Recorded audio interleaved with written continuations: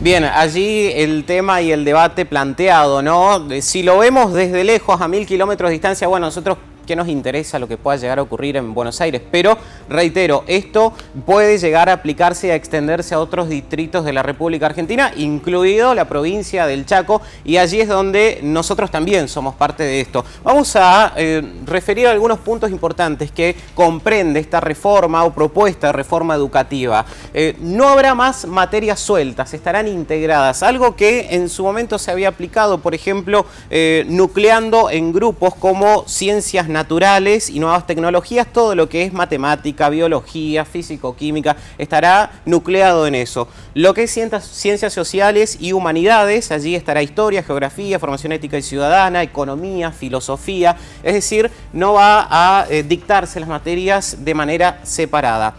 No habrá notas numéricas, este también es una de las reformas más importantes, sino que se va a evaluar a través de créditos a medida que el alumno demuestre que fue aprendiendo los conceptos y de acuerdo al programa de estudio pertinente. Estas son algunas de las reformas.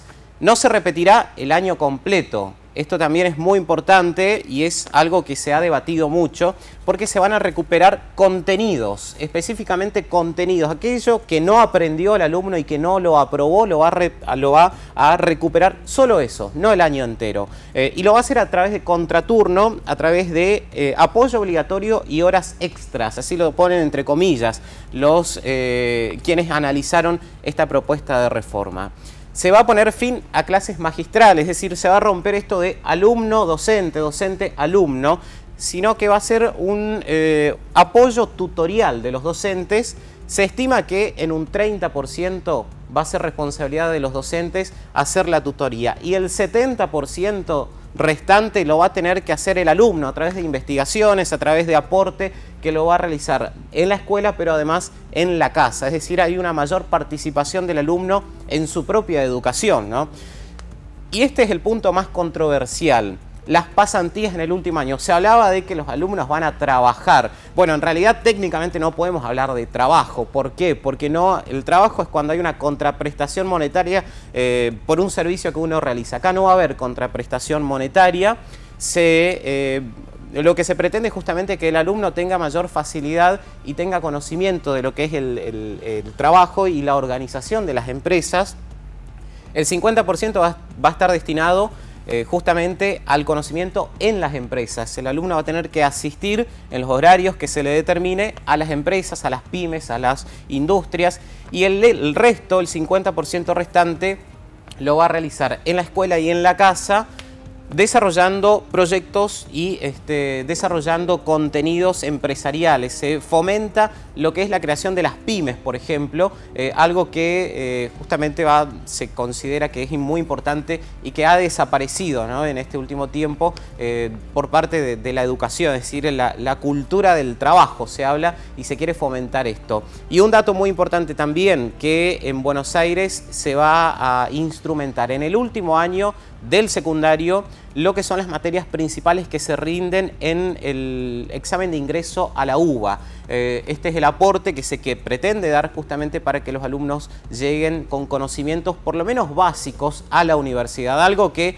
ahora no ocurre y que es justamente materia de noticia y de análisis año a año, los bochazos que se dan en las universidades justamente porque los alumnos llegan sin los conocimientos básicos, un sistema educativo que indudablemente fracasa en muchos casos y que demuestra y se conoce y se ve a las claras en las universidades cuando los alumnos llegan sin la base que deberían tener. Así es que esta reforma que se ha planteado en la ciudad de Buenos Aires, que se está debatiendo en la ciudad de Buenos Aires, pero que tal vez se pueda extender en el resto de la República Argentina. Bueno, como alumno y padre, coincido absolutamente con la reforma, porque hablamos siempre que hay que cambiar la educación, que hay que adaptarse a los tiempos, y todo esto se termina convirtiendo en un mitin político por los jóvenes.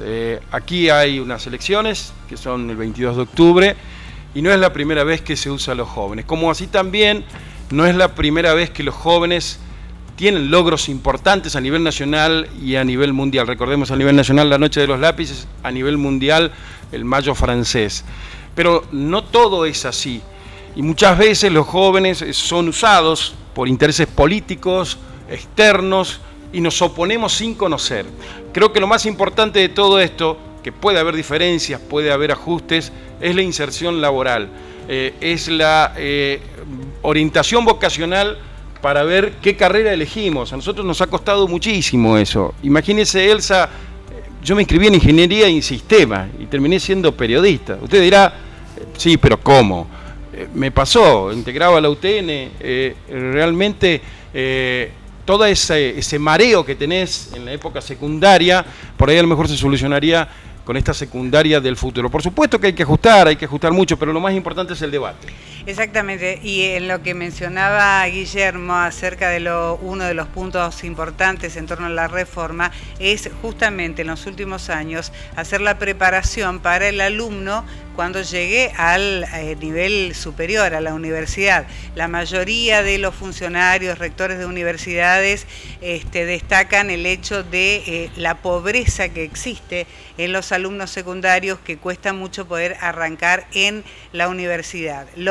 Las modificaciones, ¿de dónde vienen? Las modificaciones vienen desde quienes están en condiciones de poder, porque tienen conocimientos para armar una política educativa dentro de la República Argentina, y son las propuestas más valederas.